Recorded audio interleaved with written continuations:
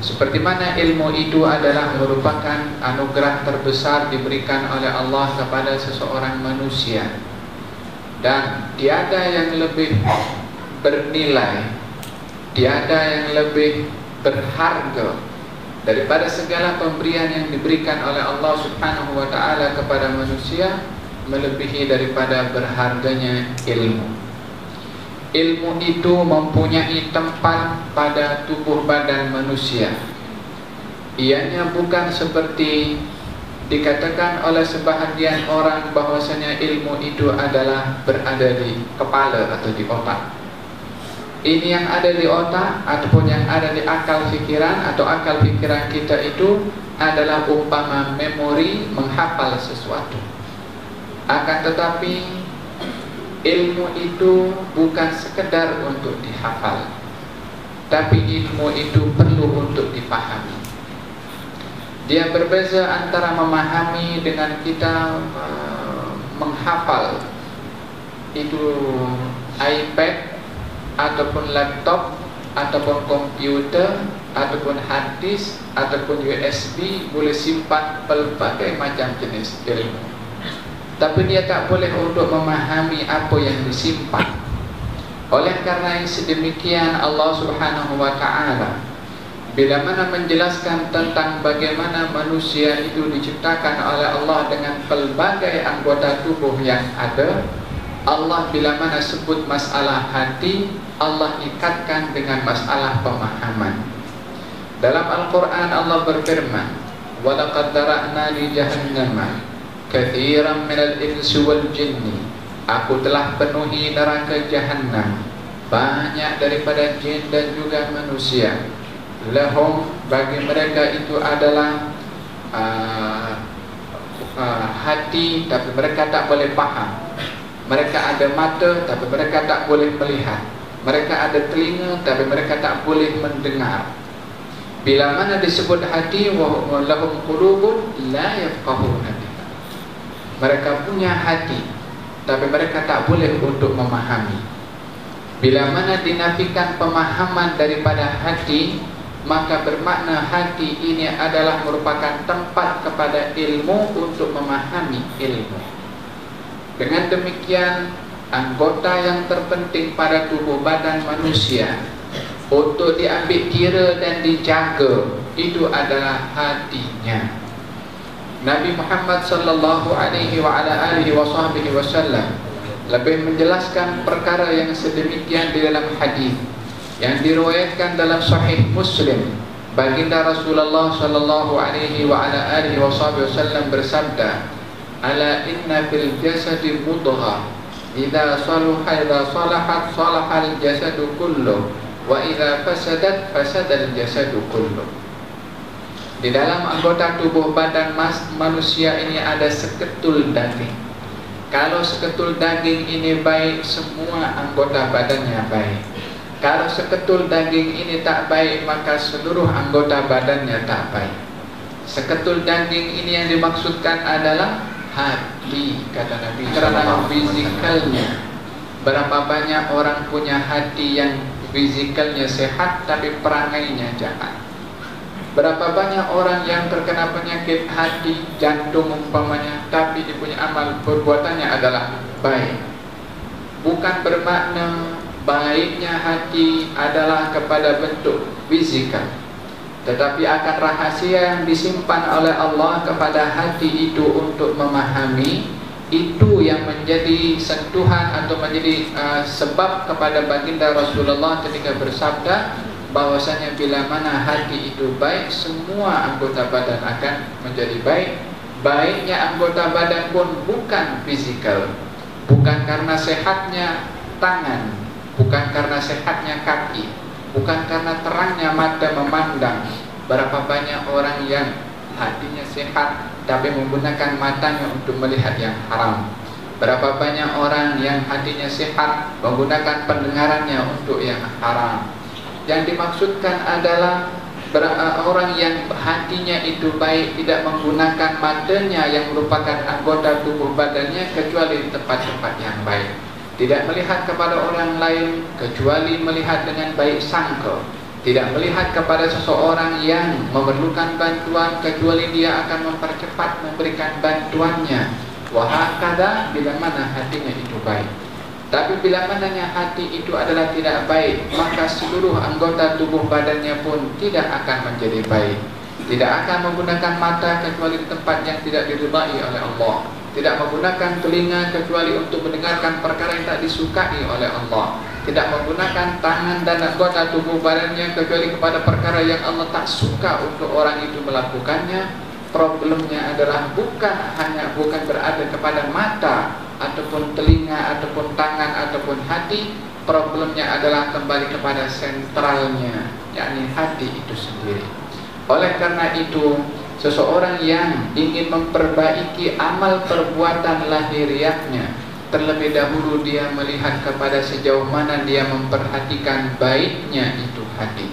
Bila mana seseorang melihat dirinya banyak berbuat benda-benda yang mungkar, problemnya bukan kepada anggota tubuh badan ini yang melakukan benda yang mungkar, tapi hatinya yang perlu diperbaiki. Sebab yang memberitahukan kepada kita adalah alladzi la yantiqu 'anil hawa, yang tak pernah bercakap daripada hawa nafsunya, tapi dia bercakap wahyu dari Allah Subhanahu wa taala.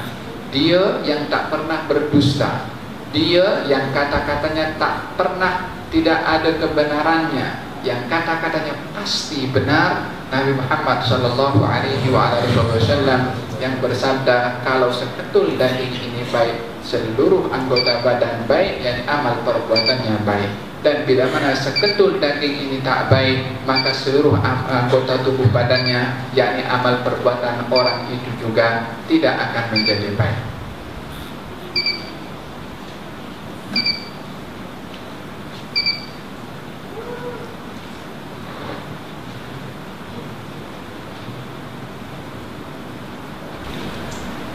Sayyidina Ali bin Abi Talib karramallahu wajhah berkata, inna lillahi fil ardi aniyah.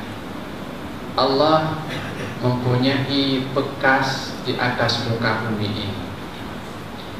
Ala wahyal qulub. Yang dimaksudkan bekas yang boleh menempatkan Allah itu adalah hati. Fa ahabbuha ilallah, hati yang paling disukai oleh Allah Subhanahu wa taala, aslabuha wa araqquha wa alyanuha. Yang paling disukai oleh Allah Subhanahu wa taala daripada sifat hati itu adalah yang paling kuat, yang paling lembut, kemudian wa alyanuha, yang paling halus. Aslabuha bil yaqin, yang kuat di dalam keyakinannya. Wa araqquha bil mu'minin, lembut kepada kaum al-mu'minin. Wa alyanuha fid din, dan berpegang teguh kepada agama. Hati yang boleh menempatkan Allah Subhanahu wa taala dengan tiga tadi: kuat di dalam keyakinan, kuat di dalam berpegang kepada agama, lemah lembut kepada kaum al-mu'minin. Maka ini, hati yang seperti ini adalah hati yang amat disukai oleh Allah Subhanahu wa ta'ala. Hadirin hadirat yang dirahmati oleh Allah Subhanahu wa ta'ala, bila mana itu hati yang lembut adalah merupakan hati yang amat disukai oleh Allah, maka lawannya, hati yang keras, adalah hati yang amat dibenci oleh Allah Subhanahu wa ta'ala. Wa inna ab'adan nasi, sesungguhnya orang yang paling jauh daripada Allah Subhanahu wa ta'ala adalah al-qalbul qasi, orang yang dia punya hati itu adalah keras. Allah Subhanahu wa ta'ala mensifatkan tentang kerasnya hati ini adalah thumma qasat qulubukum min ba'di dzalika fa hiya kal hijarati aw ashaddu qaswa wa inna minal hijarati lama yatafajjaru minhu al-anhar wa inna minha lama yashaqqaqu fa yakhruju minhu al-ma' wa inna minha lama yahbitu min khasyatillah. Kemudian hati mereka itu keras. Hati mereka yang dimaksudkan adalah Bani Israel yang melihat kenyataan di hadapan matanya mukjizat Nabi Musa menghidupkan orang mati, lalu orang mati itu bercakap, kemudian orang itu mati lagi, nampak depan mata orang mati boleh hidup, boleh bercakap. Mereka masih ingkar dengan kenyataan yang sangat jelas datang daripada Allah Subhanahu wa ta'ala. Ingkarnya mereka Bani Israel terhadap ayat Allah yang begitu besar itu tanda sebagai kerasnya hati. Hati bila mana keras, dia tidak lagi melihat kepada kebenaran, bahkan lebih teruk daripada itu akan melihat kebenaran menjadi kebatilan. Tsumma qasat qulubukum min ba'di dzalik, akan keras hati mereka setelah itu. Setelah itu maknanya setelah melihat ayat Allah nampak depan matanya masih tidak mengambil iktibar, hatinya itu akan keras. Kerasnya hati ini kata Allah Subhanahu wa ta'ala kal hijarah, umpama kerasnya batu. Batu yang dimaksudkan adalah bukan batu kecil, tapi batu gunung itu pun juga batu, lebih keras daripada batu itu. Au asyaddu qaswah, bukan kerasnya sama dengan batu, tapi lebih keras berbandingkan kepada batu. Apakah nilai daripada hati ini yang kita kalau operate boleh diambil potong dengan pisau pun, bahkan dengan sudu kita boleh potong itu hati. Macam mana disifatkan oleh Allah keras, lebih keras berbandingkan kepada batu, sementara kita tak boleh nak hancurkan batu itu kecuali dengan alat-alat yang begitu besar daripada besi yang kuat untuk menghancurkan batu yang begitu besar seperti batu-batu gunung. Tapi Allah melabelkan hati yang keras ini lebih keras daripada batu. Bukan sama dengan batu, lebih keras berbandingkan batu. Ianya bukan memberikan isyarat kepada hati yang fisikal, tapi yang tersimpan daripada sifat-sifat hati itu. Au asyaddu qaswah, atau hati itu lebih keras berbandingkan kepada batu. Sebab apa?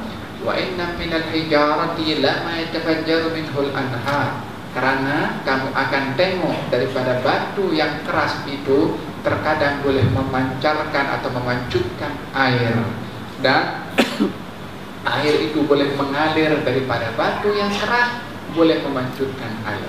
Terkadang ada batu yang keras pun juga dapat diketuk dan keluar air, sehingga kita boleh datang kepada batu itu untuk mengambil air.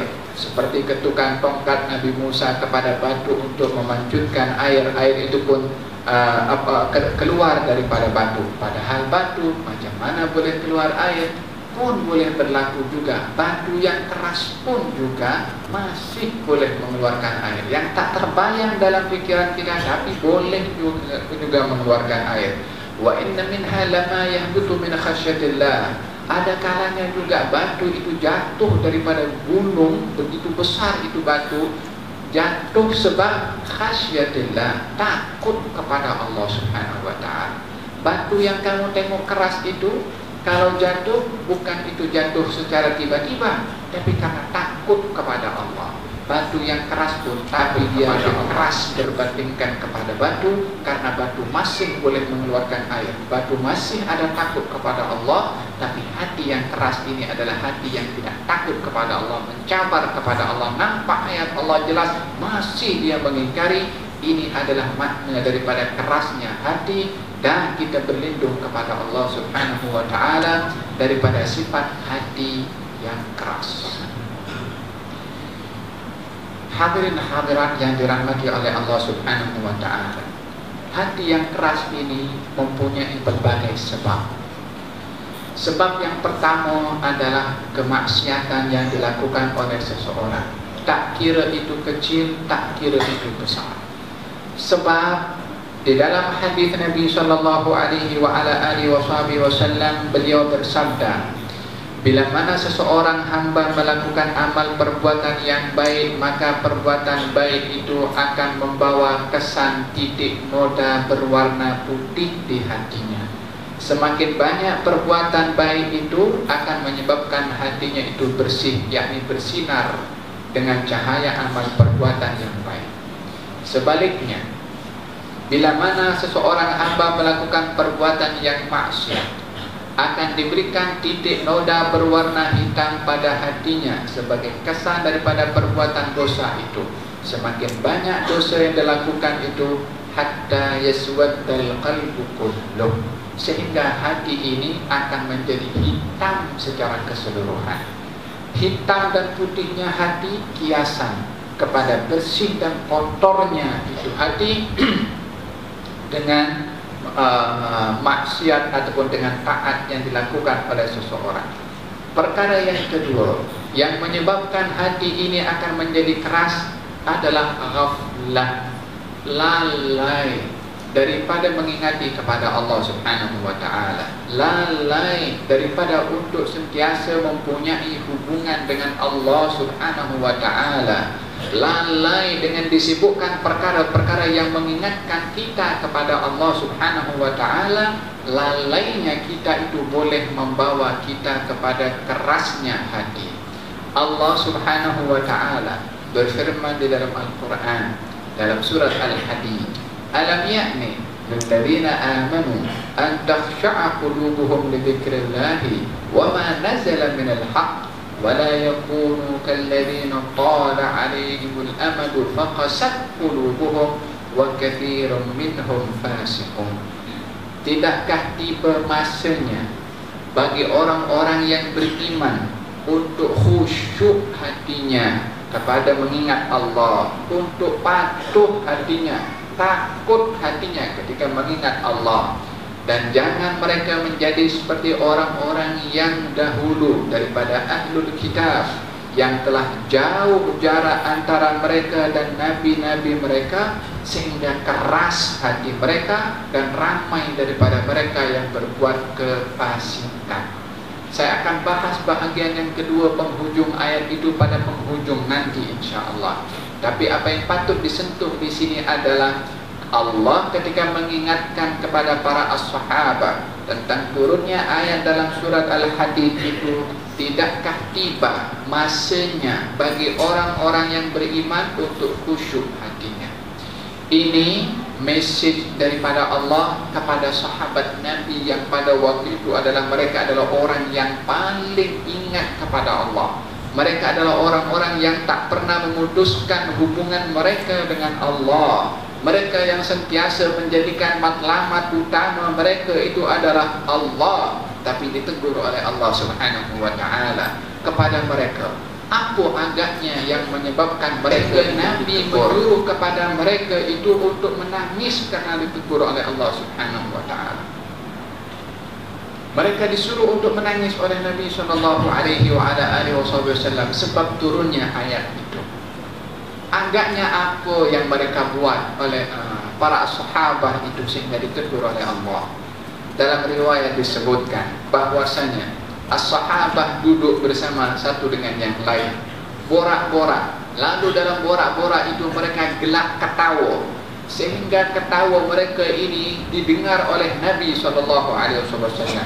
Beliau keluar daripada rumahnya dalam keadaan memerah wajahnya, menegur kepada mereka, adakah kamu sudah merasa terjamin daripada hukuman Allah sehingga kamu masih boleh sempat tertawa dengan suara gelak ketawa kamu? Macam mana boleh ketawa kamu ini sementara kamu belum mendapat jaminan untuk selamat dari Allah Subhanahu wa taala?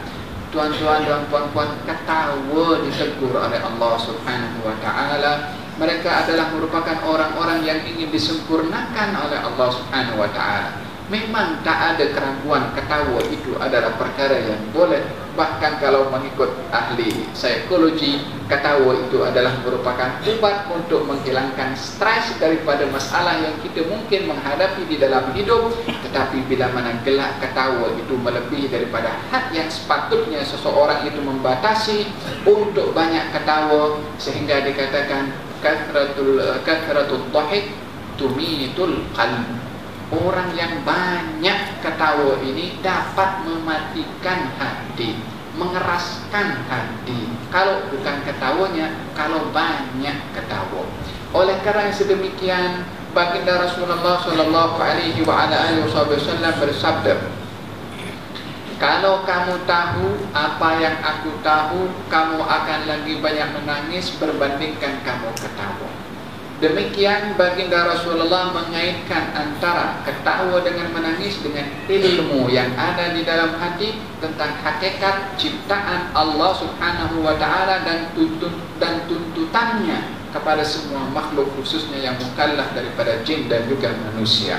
Demikian baginda Rasulullah sallallahu alaihi wa ala alihi wasallam mengingatkan kepada mereka para as-sahabat ketika banyak ketawa dengan mengatakan, kalau kamu dengan mengingatkan kepada mereka, adakah kamu sudah merasa terjamin daripada hukuman Allah sehingga kamu masih boleh ketawa? Mereka pun menyesal dengan apa yang berlaku kepada mereka. Maka kata mereka bertanya kepada Rasulullah, apa kafarahnya? Macam mana nak hapuskan kesilapan yang kami buat tadi, wahai Rasulullah? Ketawa tadi dianggap satu kesilapan oleh para sahabat. Demikian kata baginda Rasulullah SAW, hendaklah kamu banyak menangis sebanyak mana tadi kamu ketawa. Sebanyak mana tadi kamu ketawa, sebanyak itu juga kamu menangis. Demikian nasihat dan teguran daripada Rasulullah kepada para sahabat untuk mengelakkan daripada kerasnya hati, nak bagi tahu bagaimana bahaya hati itu sendiri, sehingga perkara-perkara yang kita anggap remeh ataupun benda biasa, tapi bagi Nabi SAW adalah masalah prinsip dan yang penting, sehingga ditegur oleh Nabi SAW. Sebab yang kedua daripada yang menyebabkan kerasnya hati itu adalah al-ghaflah ataupun lalai tadi. Oleh karena itu kita berdoa kepada Allah Subhanahu wa taala agar supaya kita dijauhkan oleh Allah daripada sifat ghaflah, daripada sifat lalai. Benda-benda yang lalai ini akan tiba kepada kita bila mana kita banyak menyibukkan kepada hal-hal yang melalaikan kita, baik dalam hal keduniaan atau hal-hal yang bersifat keseronokan belaka. Perkara-perkara ini bila mana tidak dikawal dan tidak dikontrol, dengan kita menyusun schedule atau jadual untuk kita mempunyai masa-masa tertentu berhubungan dengan Allah dan tidak boleh dikacau dengan hal-hal yang lain, maka kita akan terbawa oleh arus kelalaian tanpa kita sedari. Maka dengan demikian, untuk mengelak daripada hal-hal yang melalaikan ini, kita mengatur waktu kita selain daripada solat-solat fardu yang wajib untuk kita lakukan, masa untuk kita bersama dengan Allah, dan juga majlis-majlis seumpama ini yang mengingatkan kita kepada Allah Subhanahu wa taala, yang mana ini adalah merupakan majlis yang mengingatkan kita kepada Allah. Namanya majlis zikir. Majlis zikir, majlis yang mengingatkan kita kepada Allah Subhanahu wa taala. Yang ketiga yang dapat mengeraskan hati ini adalah al-i'rab, berpaling daripada kebenaran, berpaling daripada kenyataan yang sadiq, kenyataan yang benar. Seperti mana Allah tadi mensifatkan kepada Bani Israel akan kerasnya hati mereka itu setelah melihat kenyataan yang benar, ayat Allah Subhanahu wa taala, mereka enggan untuk menerimanya, maka keras hati mereka. Dan ini adalah merupakan yang sangat berbahaya berbandingkan kepada dua tadi. Yang pertama tadi adalah dosa, dan yang kedua adalah lalai. Kedua perkara ini boleh mengeraskan hati, tapi prosesnya adalah memakan masa. Tapi orang yang berpaling daripada ayat-ayat Allah setelah dia tahu kebenarannya, ini adalah yang amat berbahaya kepada cepatnya proses hati untuk menjadi keras.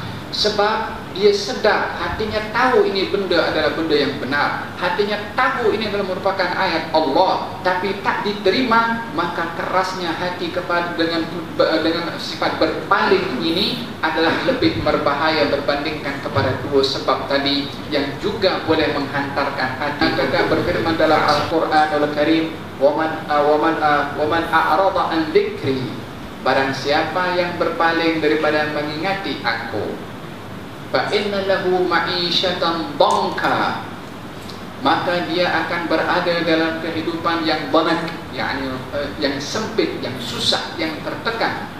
Wa man a'rada an dzikri fa inna lahu ma'isyatan dhanka wa nahsyuruhu yawmal qiyamati a'ma, kami akan bangkitkan nanti di hari kiamat dalam keadaan buta. qal rabbi lima hasyartani a'ma wa qad kuntu basira. Ya Allah, kenapa engkau bangkitkan kami dalam keadaan buta sementara kami di dunia kami boleh melihat?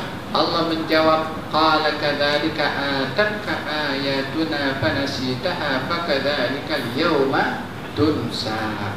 Telah datang kepada kamu ayat-ayat daripada kami dan kamu lupakan, kamu berpaling. Hari ini pun kamu dilupakan dan kami pun berpaling daripada kamu. Wahakada, bagi mereka orang waman adzlamu, dan siapa orang yang lebih zalim, kata Allah Subhanahu wa taala, mimman dzukira bi ayati, melebihi daripada zalimnya orang-orang yang di mana diberi peringatan oleh Allah dengan ayat-ayat Allah berpaling daripada ayat-ayat tersebut. Siapakah yang lebih zalim daripada orang yang diberi peringatan dan tahu peringatan itu benar tapi dia berpaling daripada peringatan tersebut? Maknanya tak ada yang lebih zalim daripada orang yang diberi peringatan dan tahu peringatan itu benar kemudian berpaling daripada peringatan tersebut. Perkara yang keempat dan yang perlu untuk saya bahas di sini mungkin agak detail dengan memberikan beberapa contoh. Yang contoh ini adalah mempunyai hubungan kait dengan peristiwa hijrah Nabi Muhammad sallallahu alaihi wasallam sementara kita masih berada di bulan Muharram, yaitu yang baru saja kita meraihkan kejadian hijrah Nabi Muhammad sallallahu alaihi wasallam. Sebab yang keempat yang terpenting juga adalah yang dapat menjadi kerasnya hati itu adalah putusnya hubungan seorang manusia dengan Nabi mereka.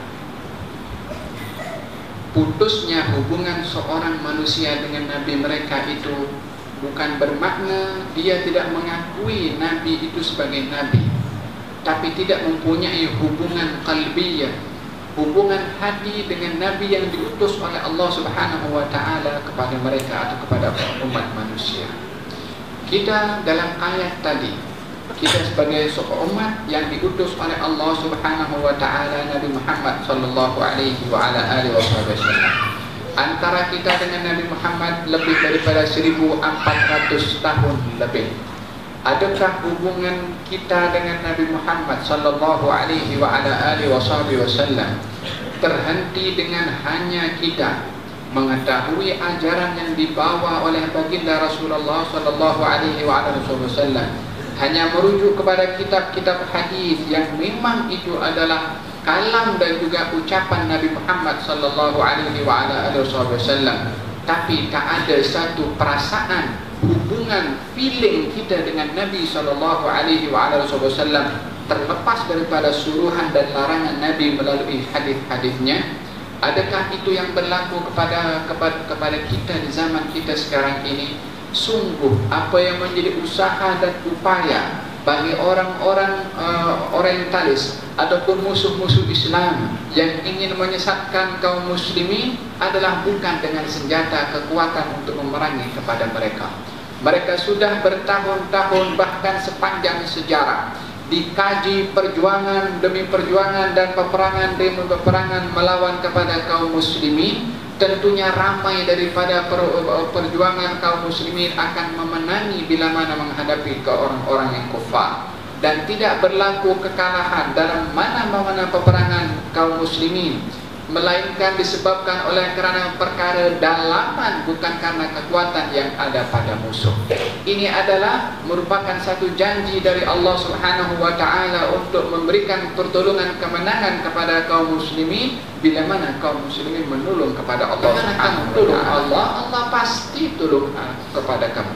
Wa wan nasru illa min indillah, dan tiada pertolongan kecuali bila mana pertolongan itu datang daripada Allah Subhanahu wa taala. Dengan demikian, bila mana kita melihat bagaimana usaha yang dilakukan oleh musuh-musuh Islam untuk mengalahkan dan membantai kepada kaum muslimin adalah bukan dengan senjata kekuatan, karena mereka tidak lagi bersandar dengan kekuatan walaupun mereka mempunyai kekuatan senjata yang lengkap.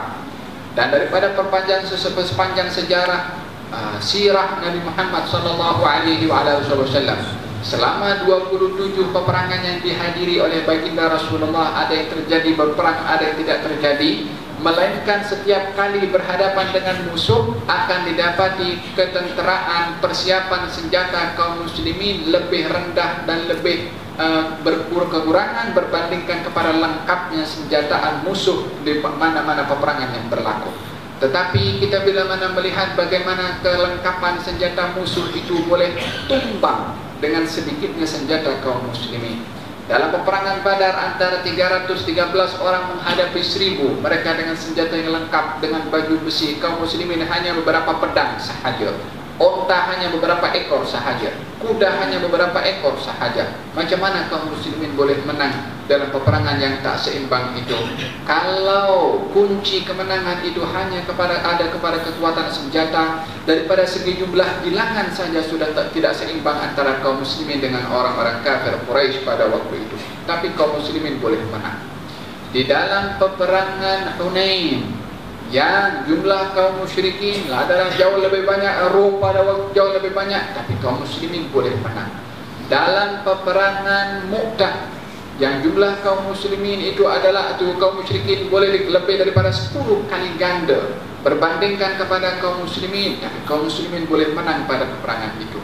Banyak sekali peperangan, adapun peperangan Uhud kaum muslimin mengalami kekalahan bukan karena kekurangan senjata, bukan karena kelemahan persediaan kaum muslimin, tapi pelanggaran yang berlaku kepada segelintir kelompok yang disuruh oleh Nabi untuk tidak turun daripada gunung, maka mereka turun daripada gunung di situ sebab kekalahannya. Allah ingin memberikan pengajaran bahwasanya di dalam peperangan itu mesti ditegakkan kepatuhan Allah dan juga Rasulnya, yang kalau dalam peperangan Uhud ketika mereka para pemanah turun daripada gunung, Allah masih menurunkan pertolongan dan kemenangan kepada kaum muslimin, akan dipahami pada waktu itu dengan melanggar perintah Rasulnya pun boleh juga menang. So kalau kita langgar pun boleh juga menang. Buktinya apa? Ke dalam perang Uhud mereka para pemanah langgar kepada perintah Nabi, masih menang juga. Allah tak mahu orang memahami sedemikian.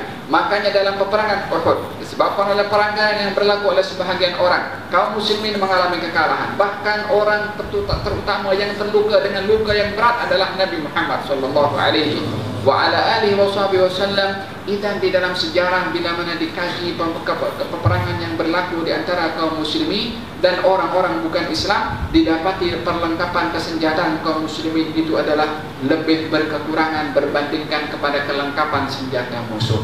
Tapi kemenangannya dicapai sebab wa man nasru illa min indillah.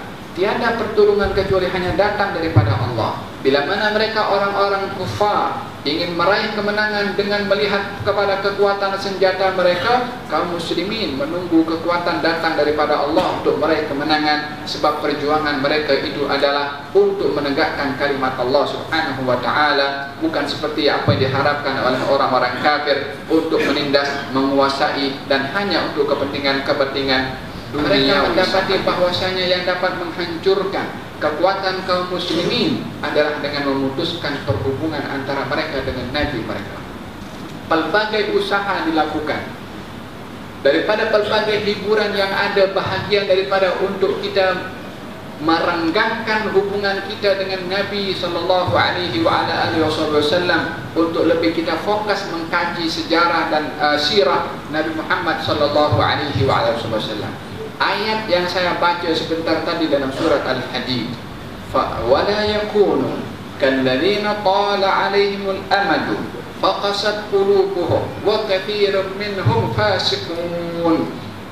Dan jangan kamu wahai orang-orang yang beriman menjadi seperti orang-orang ahlul kitab, kaum Yahudi ataupun Kristen. Apa yang berlaku kepada mereka? Faqala alaihimul amadu, panjang, jauh, renggang jarak antara mereka dengan Nabi mereka. Faqasat qulubuhum, keras hati mereka.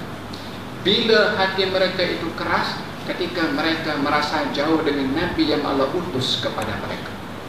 Ini adalah merupakan satu realiti Qur'ani yang Allah nyatakan di dalam Al-Quranul Karim. Jauhnya sebuah umat daripada Nabi akan menjadi kerasnya hati, dan kerasnya hati adalah merupakan tanda jauhnya orang itu daripada Allah Subhanahu wa ta'ala. Dan tak ada orang yang lebih dibenci oleh Allah melainkan daripada orang yang hatinya keras. Yang sebentar tadi saya gambarkan bagaimana hati ini bila mana keras, tidak lagi melihat mungkar sebagai mungkar, ma'ruf sebagai ma'ruf, bahkan sudah terbalik, mungkar menjadi ma'ruf, ma'ruf boleh menjadi mungkar, sebab hati itu adalah keras. Qad tunkirul ainu dha'a syamsi min ramadin wa yunkirul famu ta'mal ma'i min saqami, kata Imam Al-Busiri dalam qasidah Burdah. Qad tunkirul ainu dha'a syamsi min ramadin.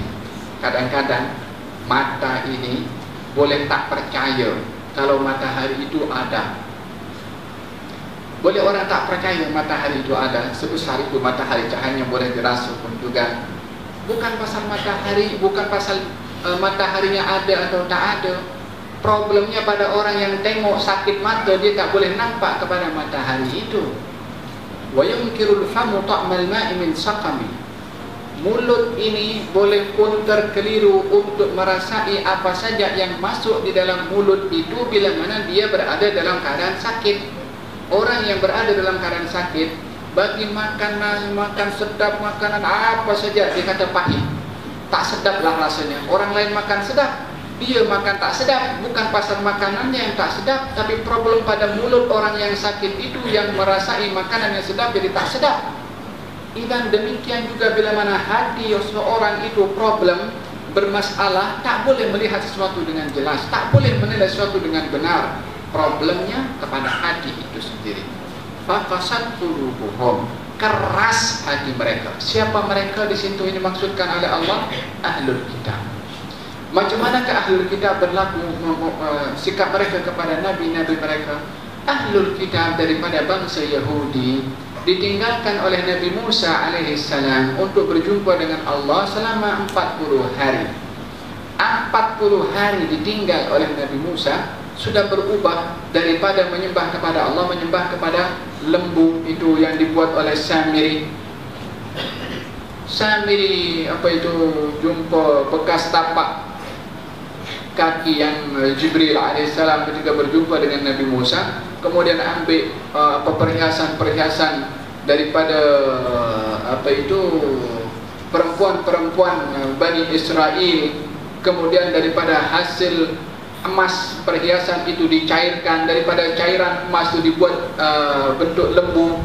Baru dikata ini adalah Tuhan kamu. Mereka sujud kepada Tuhan. Baru 40 hari Nabi Musa pergi jumpa dengan Allah Subhanahu wa taala. Baru beberapa hari yang lalu dia tengok bagaimana mukjizat Allah tunjukkan kepada mereka melalui Nabi Musa.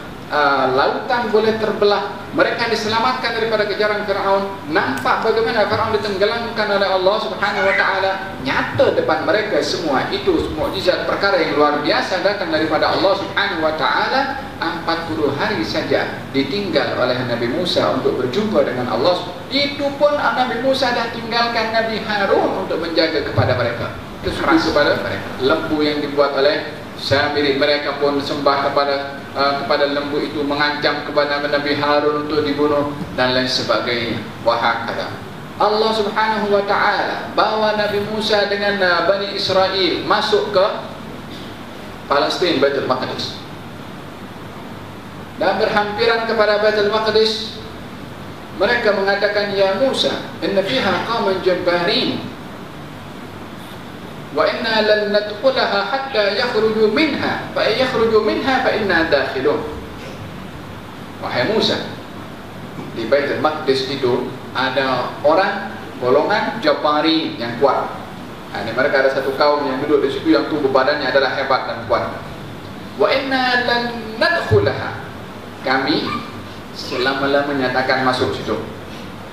Hatta yakhruju minha, sehingga mereka yang berada di sana keluar. Yani mereka nak masuk Baitul Maqdis karena itu adalah merupakan tempat Nabi yang Allah utus kepada mereka, dari Nabi Yaqub, Nabi Yusuf dan seterusnya berada di sana, Nabi Daud dan sebagainya. Maka Allah suruh masuk, tapi tak nak masuk. Pasal apa? Pasal ada orang-orang yang kuat sana. Kalau mereka keluar, baru aku nak masuk. Kata Yusha bin Nun, Yusha bin Nun ini anak saudara kepada Nabi Musa, mengatakan, kamu masuk saja ke hadapan pintu Baitul Maqdis, Allah akan turunkan bantuan kepada kamu untuk mengalahkan orang yang kuat itu. Yakni bukan nak mendapatkan sesuatu itu dengan mudah. Orang-orang kata orang yang mendapatkan sesuatu dengan mudah maka tak terasa nilai sesuatu yang dia dapat itu. Tapi kalau kita mendapatkan dengan susah payah, baru kita boleh jaga apa yang kita dapat. Sebab nak mendapatkannya itu susah payah. Seorang yang sekali dapat 10.000, sekelip mata dalam 2 minit hilang. Dapatnya cepat, hilangnya cepat, kurang terasa. Tapi orang dapat 10.000 bekerja selama 10 bulan, dalam sekelip mata hilang, terasa macam mana susah payah dia bekerja 10 bulan. Allah Subhanahu wa ta'ala ingin mengajarkan kepada umat manusia, bila mana ingin mencapai sesuatu yang tinggi nilainya, mesti dengan berusaha, mesti dengan berkorban, mesti dengan susah payah. Fafatil jannatu bil makari wa fafatil naru bis syahawat. Ini syurga dikelilingi oleh Allah dengan perkara-perkara yang menyusahkan, yang memberatkan. Tapi neraka dikelilingi dengan sesuatu yang mengundang nafsu dan syahwat, yakni mudah nak buat. Ala inna siratallahi hiyal jannah. Itu apa itu? Barang yang berharga itu adalah tinggi di sisi Allah, yaitu syurga. Maka perlu kepada satu pengorbanan. Mereka Bani Israel ketika disuruh masuk, mereka mengatakan kepada Nabi Musa, "Fadhhab anta wa rabbuka faqatila inna hahuna qa'idun." Disuruh masuk tanah, dia kata apa? Kalau masih tetap kau suruh kami masuk, kamu saja pergi, kamu dengan Tuhanmu. Kamu berdua berperang sana dengan mereka berada di Baitul Maqdis. Kami duduk tunggu kat sini sampai kamu settle berperang dengan mereka. Ya salam, berkata kepada Nabi Musa dengan kata begitu, bukan tidak sopan, sangat tidak sopan dan kurang ajar. Macam mana dikatakan idhab anta wa rabbuka faqatila inna hahuna qa'idun?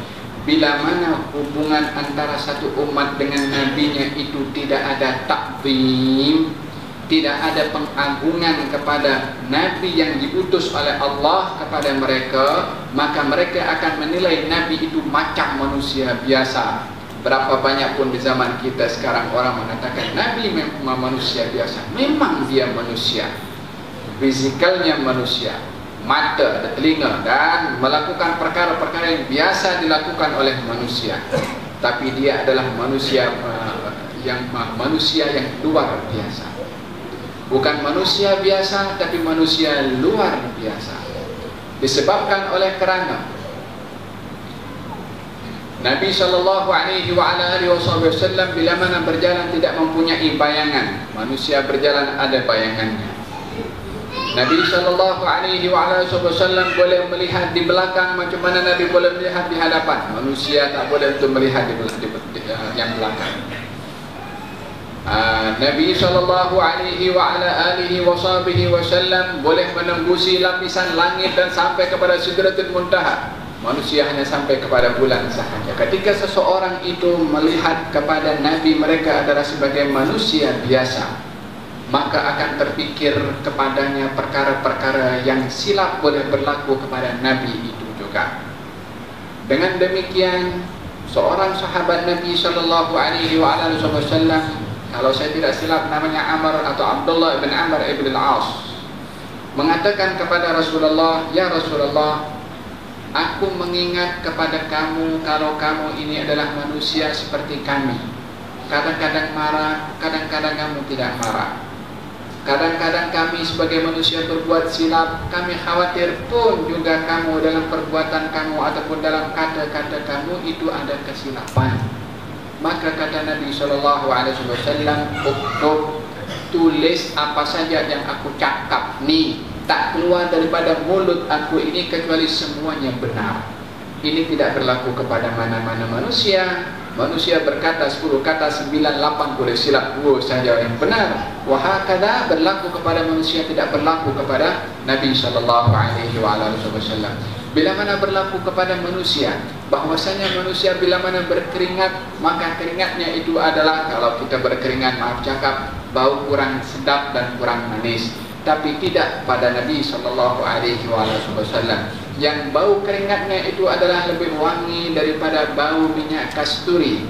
Ummu Sulaim, ibu kepada Anas ibn Malik, radhiyallahu anha wa ardhaha melihat Nabi sallallahu alaihi wasallam. Dalam Sahih Muslim juga dinyatakan baginda tertidur. Ketika tidur, baginda didapati penuh dengan keringat tubuh badannya. Bila mana berkeringat, nampak ketulan keringat yang ada pada tubuh badan Nabi sallallahu alaihi wasallam umpama intan permata yang berkilau bila mana terkena kepada cahaya. Diambil oleh Ummu Sulaim dengan menyediakan botol kecil. Perlahan-lahan keringat Nabi diletakkan oleh Ummu Sulaim. Maka dia menggunakan satu benda yang pada akhirnya benda itu mengenai kepada kulit Nabi. Awalnya dia nak ambil ketulan keringat itu secara perlahan-lahan, diambil secara tak sedar Nabi. Tapi benda itu kena kepada kulit Nabi, Nabi pun terjaga. Kemudian Nabi tanya, apa yang kamu buat wahai Ummu Sulaim? Kata Ummu Sulaim mengatakan, ya Rasulullah, aku mengambil keringat daripadamu ini untuk kami jadikan keberkatan bagi anak-anak kecil kami. Karena minyak itu ada, karena bau minyak keringat Nabi adalah lebih wangi daripada minyak kasturi. Kata baginda Rasulullah SAW, asabti, benar apa yang kamu buat. Ini adalah manusia yang luar biasa. Wahakala seorang bernama Abdullah ibn Jubair, kalau tersilap saya, ketika Nabi SAW berbekam, lalu Nabi ambil darah kotornya. Nabi mengatakan kepada sahabat itu, buanglah di tempat yang tak ada orang tahu. Maka dia dibawa. Darah itu nak dibuang di mana? Nak dibuang di belakang batu. Macam mana nak dibuang di belakang batu? Ini darah Nabi SAW. Maka dia pun ambil, dia minum. Apa hukum darah dalam mazhab kita? Hukumnya najis. Adakah najisnya darah itu berlaku kepada Nabi SAW?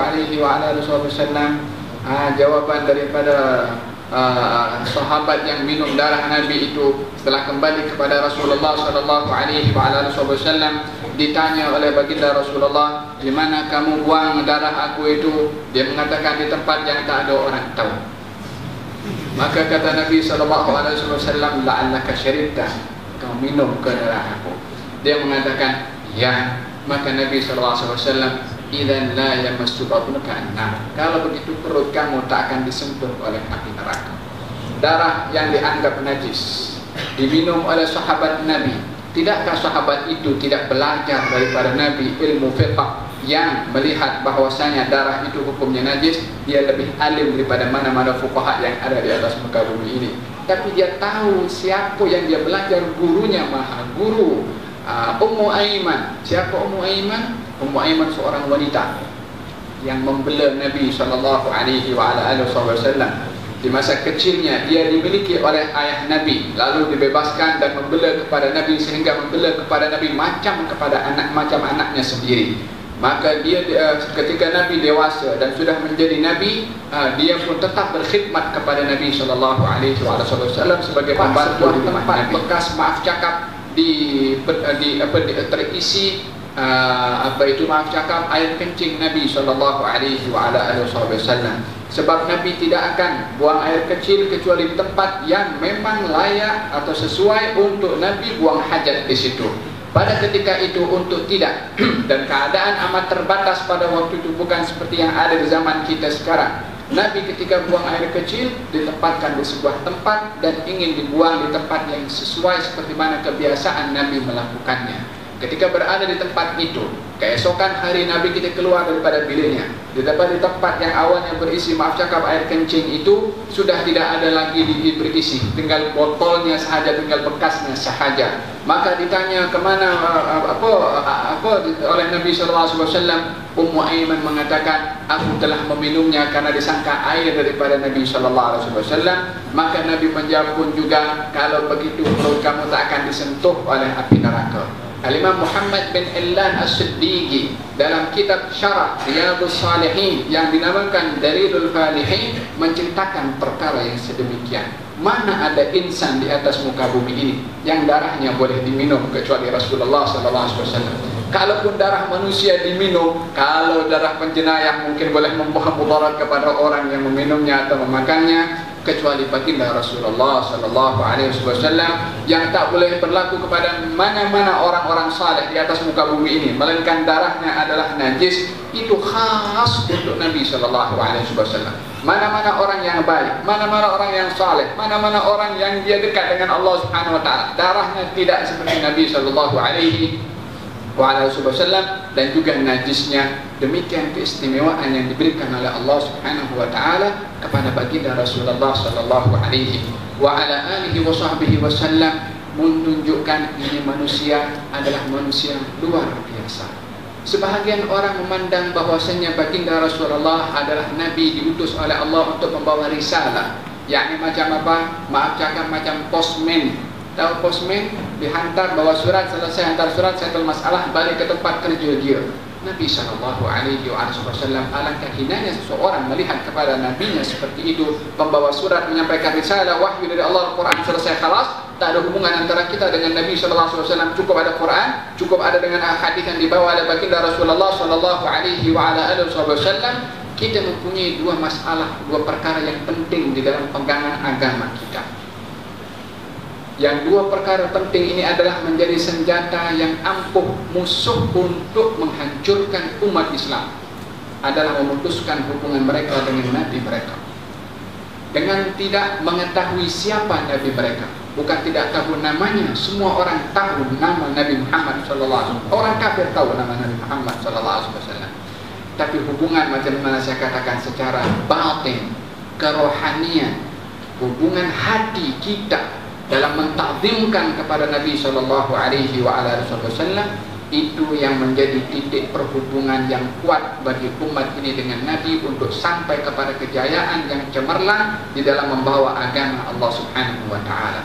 Tanpa ada hubungan yang seperti itu akan menjadi sekedar surah, gambaran zahir sahaja, tapi tak ada ruh, karena itu adalah merupakan senjata kepada orang-orang kufar untuk mematahkan kekuatan kaum muslimin dengan memutuskan perhubungan mereka dengan Nabi yang diutus oleh Allah Subhanahu wa taala kepada mereka. Dengan jelasnya apa yang Allah firmankan di dalam Al-Quran sebentar tadi, fatala alaihimul amadu faqasat qulubuhum.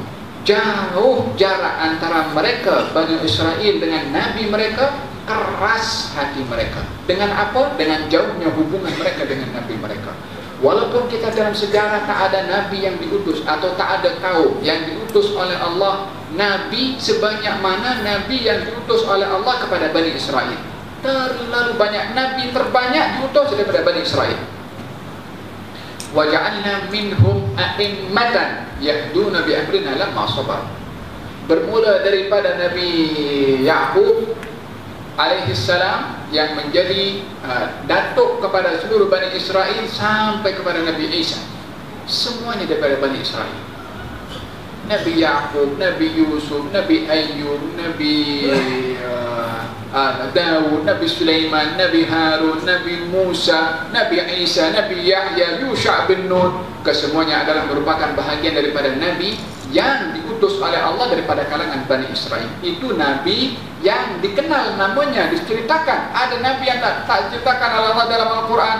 Nabi Daniel, Nabi Hazriel, macam-macam Nabi. Nabi Syar'un pun juga daripada Bani Israel. Walaupun banyaknya Nabi diutus oleh Allah Subhanahu wa ta'ala daripada Bani Israel, kerana tak ada takzim kepada Nabi yang Allah utus kepada mereka, maka berlakulah pandangan mereka kepada Nabi-Nabi hanya sekedar manusia biasa. Tak ada takzim kepada Nabi yang diutus oleh Allah Subhanahu wa ta'ala, maka perkara demi perkara, masalah demi masalah menimpa kepada mereka. Sebab connection antara mereka dengan Nabi mereka terputus, walaupun mereka nampak dengan Nabi yang diutus oleh Allah. Yang diistimewakan oleh Allah Subhanahu wa ta'ala dengan keistimewaan kasih dan cinta serta takzimnya Allah kepada Nabi Muhammad sallallahu alaihi wasallam, berkehendak untuk agar supaya rasa kasih sayang Allah kepada Nabi ini berkekalan dan nampak melalui bagaimana umat ini mengasihi kepada Nabi Muhammad sallallahu alaihi wasallam. Dengan Nabi menjadikan mengasihi kepadanya itu adalah bahagian daripada kesempurnaan iman yang tidak sempurna mana-mana iman seseorang. Walaupun sejauh mana ibadahnya, walaupun beratus ribu kali pergi ke haji, walaupun sebanyak mana harta yang diinfakkan, kalau tak ada kasih dan sayang kepada Nabi Muhammad melebihi daripada kasih sayangnya kepada diri mereka sendiri, bahkan kepada apa saja yang mereka miliki, mereka ini berada dalam ancaman daripada Allah Subhanahu wa ta'ala. La yu'min ahadukum, tak sempurna iman kamu, kata Nabi SAW, hatta akuna ahabba ilaihi, sehingga aku lebih ia cintai berbandingkan kepada ayahnya, anaknya dan seluruh manusia. Selagi ada di dalam hati kecintaan kepada selain Nabi, lebih cinta kepada Nabi, cinta, tapi cintanya kepada diri sendiri atau harta atau anak atau apa saja lebih daripada kasihnya kepada Nabi, tak sempurna imannya. Ini Nabi katakan bukan kepada saya, bukan kepada tuan-tuan, kepada Umar bin Khattab radhiyallahu anhu warḍah, khalifah yang kedua, mertua Rasulullah, digelari dengan Al-Faruq, pernah berkata kepada Rasulullah, ya Rasulullah, aku kasih kepada kamu, tapi kasih aku kepada aku lebih daripada kasih aku kepada kamu. Kata baginda Rasulullah, kalau begitu belum sempurna iman kamu. Umar bin Khattab, yang kalau dia berjalan di sebuah lorong, syaitan cari lorong yang lain, tak nak lalu di lorong di mana lorong itu Umar bin Khattab lalu.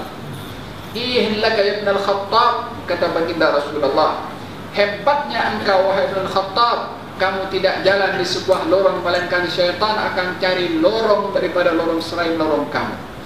Inna syaitana, sesungguhnya syaitan itu adalah akan lari membelika ya Umar daripada bayangan kamu wahai Umar. Karena tegasnya Umar bin Khattab, karena sentiasa berpegang kepada kebenaran, tapi dalam masalah cinta itu, bila mana dikaitkan kecintaan kepada diri sendiri lebih daripada kecintaannya kepada baginda Rasulullah, belum sempurna iman kamu wahai Umar. Demikian kata baginda Rasulullah. Barulah setelah itu Umar bin Khattab mengatakan, ya Rasulullah, al-an, ya Rasulullah, sekarang ini aku lebih mengasihi kepada engkau melebihi daripada kasih aku kepada diriku sendiri. Kata baginda Rasulullah, al-ana ya Umar, sekarang pun sempurna engkau punya iman. Demikian kata baginda Rasulullah kepada Umar bin Khattab, dikaitkan oleh Umar oleh baginda Rasulullah SAW tentang perasaan cinta sebagai kesempurnaan iman, yang itu adalah merupakan perbuatan daripada hati. Itu cinta bukan ada kepada luar. Orang kata apa, dari mata turun ke hati, tetap kembali kepada hati juga. Ini markas sentral nak menempatkan kasih, takdim dan cinta. Ianya berbeza dengan ikut. Dua perkara penting yang perlu untuk dipahami kaitan kita dengan Nabi SAW adalah cinta dan ikut. Tapi bukan hanya sekedar cinta tanpa ikut ataupun ikut tanpa cinta. Ianya adalah umpama dua sayap yang tak boleh terbang dengan salah satunya. Kalaupun nak ambil satu daripada dua walaupun tak sempurna, maka adalah lebih ringan orang yang mengambil dengan cinta tanpa ikut, atau lebih ringan berbandingkan dia menggunakan ikut tanpa cinta. Sebab Nabi melabelkan orang yang cinta itu adalah dia sempurna imannya, tapi kalau tak berbuat dia banyak berbuat dosa. Tapi berbandingkan orang yang banyak berbuat taat, bila mana tidak ada cinta maka dia tak sempurna imannya walaupun banyak buat taat. Demikian firman Allah Subhanahu wa ta'ala di dalam Al-Quranul Karim. Allah berfirman, qul, katakan wahai Muhammad, in kana aba'ukum, bila mana ayah-ayah kamu atau ibu kamu, wa abna'ukum, anak-anak lelaki atau perempuan kamu, wa azwajukum, istri-istri kamu atau suami-suami kamu, keluarga-keluarga kamu, dan juga saudara-saudara kamu, ataupun harta kamu, ataupun rumah kamu, ataupun transport kamu, lebih kamu cintai berbandingkan kepada Allah dan Rasulnya, fatarabbasu, hati-hati. Ini yang mengancam Allah Subhanahu wa ta'ala, fatarabbasu, hati-hati kamu untuk menerima hukuman dari Allah.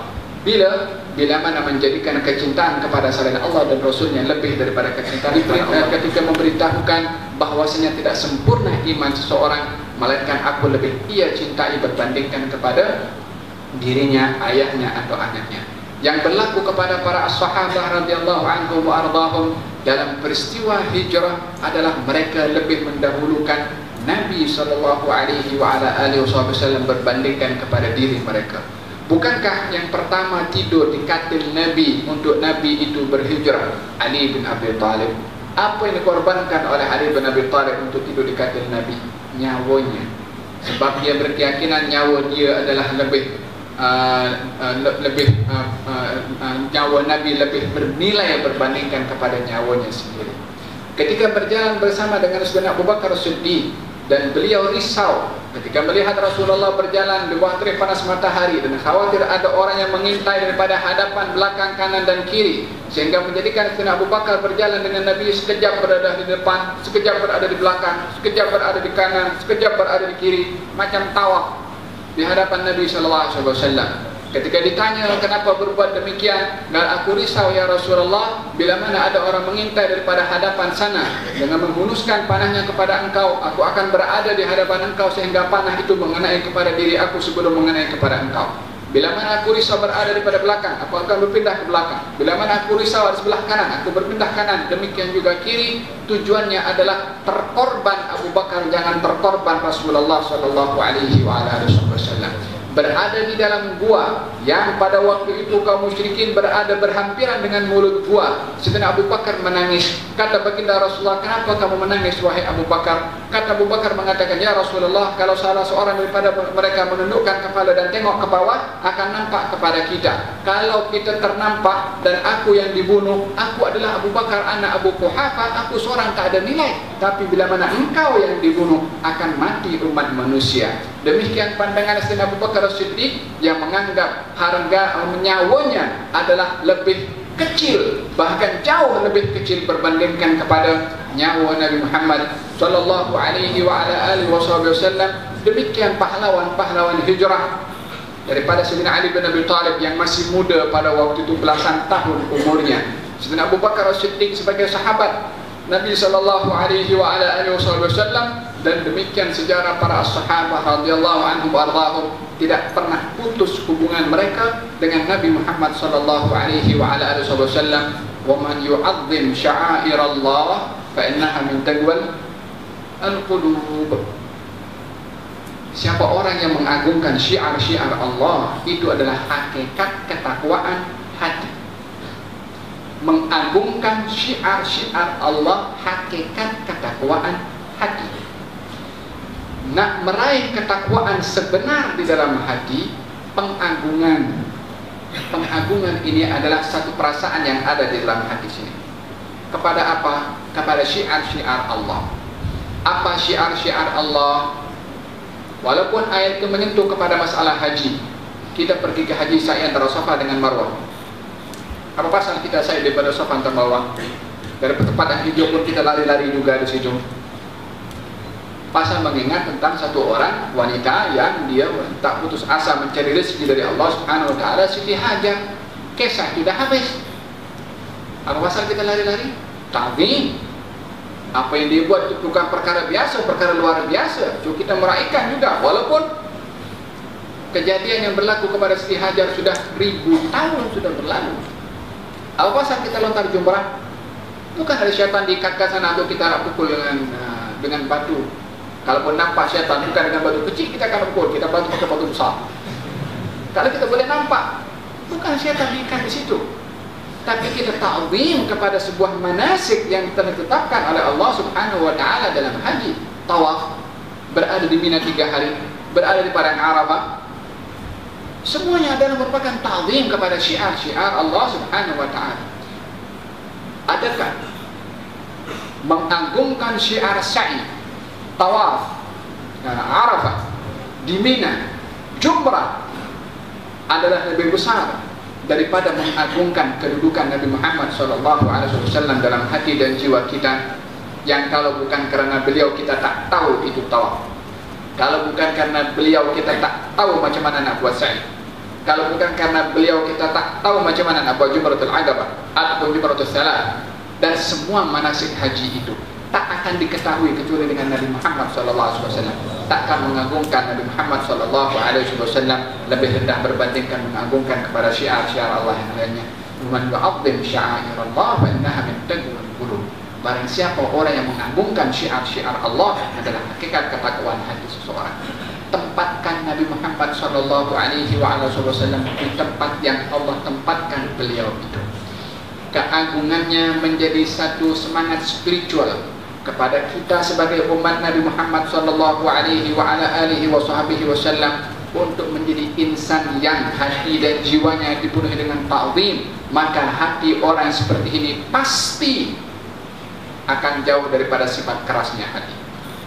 Tapi seseorang yang tidak ada ta'zim di dalam hatinya kepada Nabi sallallahu alaihi wasallam, pasti orang ini akan menjadi orang yang hatinya keras. Dua orang di zaman Nabi sallallahu alaihi wasallam bernama Dhul Khuwaisirah datang dalam sebuah acara ketika Nabi membahagikan harta rampasan perang. Dhul Khuwaisirah ini daripada segi penampilannya adalah orang yang saleh. Penampilannya tidak kemas sebagai isyarat kalau dia ini zuhud. Dahinya hitam sebagai tanda dia adalah banyak sujud. Pakaiannya itu adalah compang-camping, maknanya sebagai simbol dia orang yang miskin. Kain yang dipakainya itu sampai kepada betis, sebagai kiasan dia menyerupai kepada pakaian umumnya para sahabat sallallahu alaihi wasallam dan Nabi sallallahu alaihi wasallam. Orang yang segi lahiriahnya ini adalah orang yang banyak melakukan amal ibadah zahir, berdiri di hadapan Rasulullah sallallahu alaihi wasallam dan bersabda, "I'dil, adillah kamu wahai Muhammad di dalam membahagikan harta rampasan perang." Kata baginda Rasulullah, Allah memberikan amanah kepada aku tentang wahyu langit untuk aku bawa. Takkan kamu tak percaya kepada aku tentang hal dunia? Hal langit wahyu Allah percaya kepada aku, takkan dalam urusan dunia kamu tak percaya? Orang itu pun bukan meminta maaf, dia pun pergi keluar. Kata baginda Rasulullah, saya khruju min dhiddi hadha, akan keluar daripada sulbi orang ini satu golongan yang kalau baca Quran kana unzil, macam Quran itu baru diturunkan, sedapnya suaranya, makhraj hurufnya yang betul, dan mungkin buat orang menangis juga karena bacaannya. Yakhrujuna minad dini kama yakhruju as-sahmu minar ramiyah la yajawis taraqihim, tapi bacaan itu tak boleh melalui kepada kerongkongan mereka, just di mulut saja. Yakhrujuna minad din, akan keluar mereka itu daripada agama umpama keluarnya anak panah daripada busurnya. As-sahabat ini membunuh kepada orang itu, Nabi melarangnya karena perkara itu kadang merupakan ketentuan daripada Allah yang akan berlaku. Ini orang penampilannya adalah orang yang zuhud, penampilannya adalah orang yang ahli dalam ibadah, tapi hatinya kosong daripada ta'zim kepada Nabi sallallahu alaihi wasallam.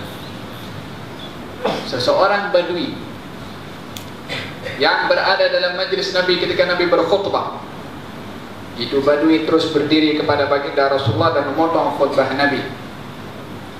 Lalu dia bertanya, "Ya Rasulullah, mata sa'ah?" Wahai Rasulullah, bila itu hari kiamat?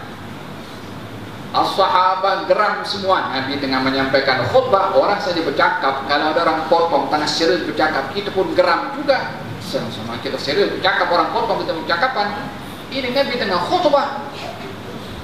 Orang badui ini dia hidup secara tabiat, dia sopan santun kurang, tapi bukan berhasrat untuk nak berbuat perkara yang tidak sopan, karena dia tak tahu apa itu sopan dan apa itu tak sopan. Yakni dia punya neraca sopan dan tidak sopan tak ada bagi mereka, sebab mereka hidup di kalangan yang serba tabiat. Sehingga pernah satu peristiwa baginda Rasulullah sallallahu alaihi wasallam salat, kemudian di belakang ada badui. Badui yang salat di belakang Nabi, ada satu orang yang salat itu bersin. Ajib. Dia kata, "Alhamdulillah." As-sahabah dah mula geram dah, kepasan dalam salat bercakap. Dia kata, "Yarhamukallah." Itu Badui cakap. As-sahabah pun tengok lagi. Awalnya tadi yang tengok kepada dia 1-2 orang, dia masa cakap yarhamukallah, semua sahabat yang berada di belakang pun dah matanya melotot semua kepada Badui itu. Kata Badui itu mengatakan, kamu tengok aku pasal apa? As-sahabah lagi geram, dia tepuk pahanya macam ni. Yang bagi isyarat jangan bercakap. As-sahabah tak berani bercakap pasal berada dalam salat. Maka selesai daripada salat, Nabi tanya, siapa tadi yang bercakap tadi? Kata dia mengatakan, ana ya Rasulullah. Kata Badui itu mengatakan, wallahi, dia kata, dia tak marah, dia tak hardik, dia tak halau kepada aku. Dia beritahu kepada aku kalau salat ini adalah adanya takbiratul ihram, Quran, zikir dan salam. Dia tak boleh benda yang lain. Dia mengatakan, kalau begitu aku tak akan buat lagi wahai Rasulullah. Dan Badui itu buat benda itu bukan apa, dia tak tahu. Jadi perlu untuk diajar. Yaum minal ayyam, satu peristiwa pun Nabi tengah mengajar, Badui datang. Banyak kisah-kisah pengajaran berlaku antara baginda Rasulullah dengan Badui. Badui datang, dia terus pergi ke pojok, maaf cakap, dia angkat dia punya kain, dia buang yang kecil di pojok masjid. As-sahabah pun bangkit nak halau kepada Badui itu supaya dia berhenti. Macam mana masjid? Kata baginda Rasulullah, biarkan. Kalau dia halau pun jadi masalah, jadi problem juga, banyak kecil kemana-mana. Jadi Nabi biarkan sampai habis. Kata Nabi SAW, ambil baldi, diisi dengan air, tuangkan di tempat situ. Lepas tu sahabat Badui itu datang kepada Rasulullah. Ini sahabat tengah geram semua kepada Badui dia akan perbuatannya tadi. Dia pun marah-marah kepada sahabat. Kamu tengok dengan muka masam kepada aku pasal apa? Aku tak ada hutang kepada kamu. Maka baginda Rasulullah menegur kepada Badui itu akan perbuatannya, bahwasanya masjid ini adalah rumah Allah. Ditegur dengan baik oleh Nabi SAW. Dia mengatakan, kalau begitu aku tak akan ulang balik. Dia angkat tangan, Allahumma ghfirli wa Muhammadan wa la taghfir ghairana ahada. Ya Allah, ampunkan dosa aku dan Muhammad, yang lain jangan. Kata baginda Rasulullah, kamu sempitkan benda yang luas, yakni pintu doa, pintu kabul Allah telah amat luas. Jangan kamu sempitkan antara aku dengan engkau sahaja. Diajar lagi oleh Nabi SAW. Walhasil, ini Badui yang sama yang tadi buang air kecil, itu Badui yang sama yang potong Nabi tengah berkhutbah. Tapi kali ini mauqifnya agak berbeza dengan sebelumnya. Kalau sebelumnya sahabat marah-marah, tapi kali ini mau sahabat bersyukur dan berterima kasih kepada Badui itu. Sebab apa? Sebab Badui itu, masa dia potong Nabi punya khutbah, kemudian Nabi bertanya kepada Badui itu, "Wa ma a'adatta laha?" Kamu bertanya kepada aku bila itu hari kiamat, apa yang kamu dah persiapkan untuk menghadapi hari kiamat? Nabi tak terus jawab bila hari kiamat. Walaupun Nabi tak ada seorang pun yang mengetahui bila itu hari kiamat, tapi ingin Nabi mengorek apa isi dalam hati itu si orang yang bertanya. Dia bertanya hari kiamat pasal apa? Nabi tanya, apa yang kamu dah siapkan bila mana hari kiamat, bila mana kamu tahu hari kiamat itu bila? Dia mengatakan, ya Rasulullah, aku tak banyak buat amal, hanya saja hati aku ini dipenuhi dengan kecintaan kepada Allah dan juga Rasulnya. Dia kata, aku tak banyak buat amal, tapi hatiku ini adalah dipenuhi dengan kecintaan kepada Allah dan juga Rasulnya. Nabi bersabda, anta ma'aman ahbabta, kamu akan berada bersama dengan orang yang kamu cintai. Maka kata Sayyidina Anas bin Malik mengatakan, wallahi demi Allah, bermula aku masuk Islam, tidak pernah kami ini para sahabat merasa gembira dengan satu hadis seperti mana gembiranya kami dengan hadis yang Nabi baca, yang Nabi sampaikan ketika ditanya oleh orang-orang Badui tadi. Bermula daripada masuk Islam, tak ada hadis yang lebih kami sukai melainkan daripada hadis yang dibacakan tadi oleh Nabi SAW. Kata Anas bin Malik, kalau begitu aku cinta Rasulullah, aku cinta Umar, aku cinta Abu Bakar, dan aku cintakan kepada Umar.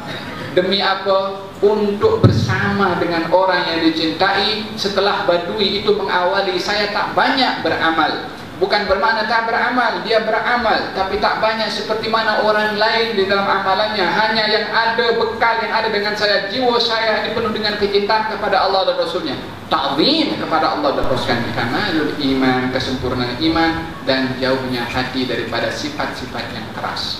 Kita berdoa kepada Allah Subhanahu wa ta'ala pada majlis yang penuh dengan barakah ini, di tempat yang dinamakan ada nisbah dengan taqwa, dan hakikat ketakwaan itu adalah ada di dalam hati. Moga-moga Allah Subhanahu wa ta'ala penuhi hati dan jiwa kita dengan taqwa yang sempurna kepada Allah Subhanahu wa ta'ala.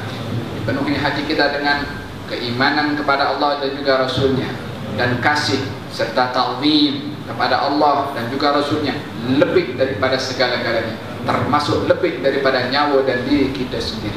Moga-moga perasaan dan keyakinan itu ada bersemadi di dalam hati dan jiwa kita, mulai hari ini sampai di hari kita berjumpa dengan Allah Subhanahu wa ta'ala. Masuk ke dalam barzakh, perasaan itu ada dengan kita. Sampai dibangkitkan, perasaan itu ada dengan kita. Sampai berjumpa dengan orang yang kita amat mengasihi kepadanya.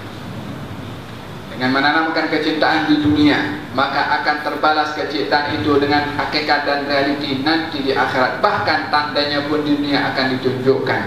Dengan menyatakan bahwasanya dengan orang mencintai pasti akan dicintai. Ya Allah, kami mohon kepada Engkau, mendakwa bahwa kami cinta kepada Engkau dan juga kepada Rasulmu.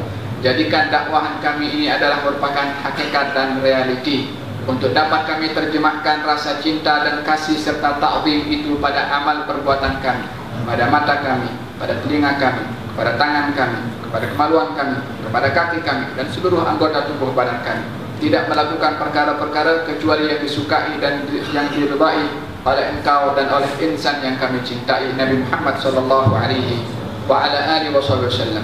Ya Allah, bersihkan hati kami ini, kuatkan hati kami dalam keyakinan dan berpegang kepada agama. Jadikan hati kami ini penuh dengan sifat lemah lembut dan kasih sayang kepada kaum muslimin, mengasihi sesama kami ya Rabbal Alamin. Kuatkan ikatan persaudaraan kami dengan ikatan iman yang telah Engkau ikat kami dengan iman. Sempurnakan kami keimanan kami ini ya Rabbal Alamin. Hanya kepadamu kami mohon dan berharap, dan hanya Engkau yang mampu untuk menunaikan dan juga memenuhi semua hajat kami ya Rabbal Alamin. Allahumma jam'ana hadha jam'an marhuma, wa tafarruqana min ba'dihi tafarruqan ma'suma, wa la taj'alna wala minna wala hawalaina syaqiyan wala mahruma. Barik fil hadirin wal hadirat, Allahumma barik fil hadirin wal hadirat, Allahumma la qulubana bil iman wal yaqin, Allahumma thabbitna ala la ilaha illallah, ahyina ala la ilaha illallah, وأمتنا على لا إله إلا الله، واحشرنا في زمرة أهل لا إله إلا الله، وأدخلنا الجنة بلا إله إلا الله. محمد رسول الله صلى الله عليه وعلى آله وسلم، متحققين بحقائقها حسنا معنى ظاهرا وباطنا، وصلى الله على سيدنا محمد وعلى آله وصحبه وسلم، والحمد لله رب العالمين، والسلام عليكم ورحمة الله وبركاته.